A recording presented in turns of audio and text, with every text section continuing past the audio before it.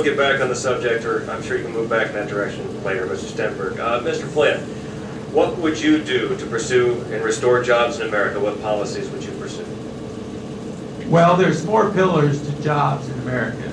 Really, number 1 is debt. Number 2 is spending. Number 3 is the tax. And number 4 is the monetary system. And regarding spending, we need to, that would help companies right off the bat is these regulatory agencies. I'm for reducing the EPA by 70%. I'm for eliminating the Department of Energy, the Department and HUD, and the Department of Education, and I'm for a 70% reduction in the Department of Labor. Because really, these regulatory agencies are coming at businesses with all guns. And the fact of it is businesses are getting crushed right now, and I see them going out of business every day. And I've heard companies that have told me that the EPA said we can crush you any day of the week.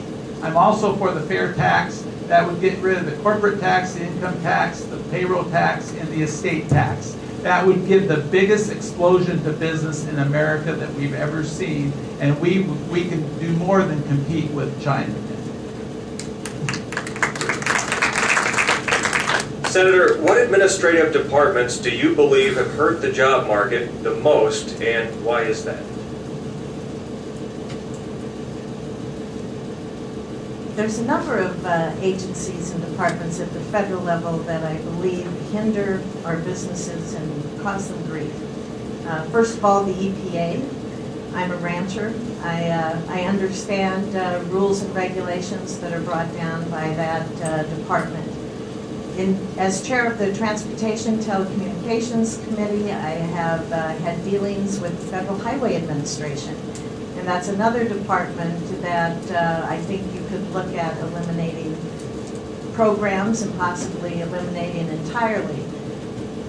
There's a problem when you look at the rules and regulations that are put on businesses in this country. And we faced it in this state too. In fact, my first priority bill, my first year in the legislature, was to put into place a process whereby citizens in the state of Nebraska could challenge a rule or regulation that had been implemented by a state agency. That's important. We need to have that oversight also at the federal level. Thank you, Senator. Mr. Stenberg, what departments, what administrative departments do you believe have hurt the job market the most, and why? Well, there's several. There's at least 3, and there's probably more than that, really, but I focus on 3. One is the federal EPA. Their overregulation is just astounding. They want to try and regulate farm dust. If you've ever been on a farm, you know what an impossible task that would be. They've passed regulations that are going to greatly increase the cost of electricity here in Nebraska and across the United States. OSHA is the second one that is imposing enormous costs on businesses, making it very difficult to operate. The Omaha Home Builders Association I met with several months ago, and they told me that new regulations imposed on them by OSHA is going to increase the cost of building a new home in Omaha by about 30%. And then we have the Department of Labor, and they have a variety of regulations. One of the most recent ones is a proposal that would prohibit young people from working on farms, such as do jobs like decastling corn, which I did growing up. Came in Nebraska and doing other farm labor, denying them the opportunity to earn money for college or for their own future expenses, and denying them the opportunity to get job experience. So those are 3. Thank you, Mr. Stenberg. On the issue of national defense, Mr. Flynn, do you believe our national defense must be strengthened? And if so, what would you do to help strengthen it? Well, the number 1 reason for the federal government is to provide a common defense. And so I always believe we need to be strengthened, and I really believe that we should have what we spend on defense should be 4% of GDP. And so that's what I believe there. Number 2 is we tie a lot of our warriors' hands behind their back when they go into battle.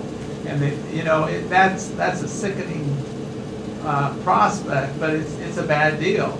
And so I really think we have to get the pride of this country back again. And we need to quit going and nation building all over the world, because that's not working, obviously.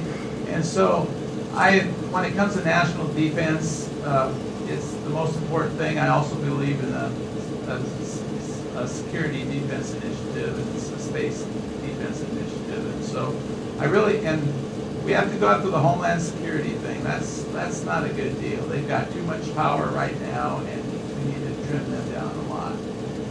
Senator, do you believe our national defense must be strengthened? If so, what would you do to strengthen it? The defense of this country and its citizens is the #1 priority of the federal government. We need to have a strong national defense, but we need to choose where we send our young people in other areas around the world. We need to choose wisely. We have to make sure it's in our national interest. Sometimes we don't see that happen. I believe Congress has stepped back, as in the case of Libya, and the administration was able to take action in Libya without the authority of Congress. Congress needs to step up. The U.S. Senate needs to step up and do their duty. Defense is important. You know, when you look at the Budget Limitation Act that was just passed and the automatic cuts, $55 billion was going to be cut from defense. That's not how you make cuts. You know, as we talked about earlier, you need to make cuts in a reasonable way, in a rational way. You don't just slice and dice across the board. So we have to make sure that we keep a strong defense, but we make our decisions about where to send our young people judiciously. Mr. Stenberg, there's been some disagreement here between conservatives and liberals in the past year about the defense budget. Some would say, well, we're just rolling back the defense budget to where it was just a few years ago, and conservatives have argued, well, you're eliminating money from the Department of Defense and thereby not strengthening our defense. Where do you come down on this argument here? What would you do about the Department of Defense's budget? Well, I agree with the other panelists here that the national defense is the single most important job of the federal government. Our freedom, our ability to make every other decision about every other issue facing the nation is vitally dependent on strong national defense. The budget cuts that Senator Fischer mentioned that are going to be automatic in the absence of a congressional action would be devastating to our military. We absolutely have to stop those dramatic cuts from being put in place. I think our greatest defense weakness at this time is our own borders. Our southern border, especially with the northern border as well, are largely unsecured. Terrorists, there are still terrorists out there who hate the United States and want to do its damage just like they did on 9/11. And at the present time, our borders are open, and it would be relatively easy for a terrorist to bring a nuclear weapon if they had their hands on one, or a biological weapon or other weapon of mass destruction. And we need to pay a lot more attention to the defense of our borders and securing those borders to prevent dramatic, tragic terrorist action from occurring in the United States. Thank you, Mr. Stenberg. Mr. Flynn, do you believe that this reduction in funding of the national defense is justified, and why or why not? No, I don't believe it's justified. I hear every reason in the world why we always have to go after defense, go after defense, go after defense. It gets cut all the time. And so I'm not in favor of that at all.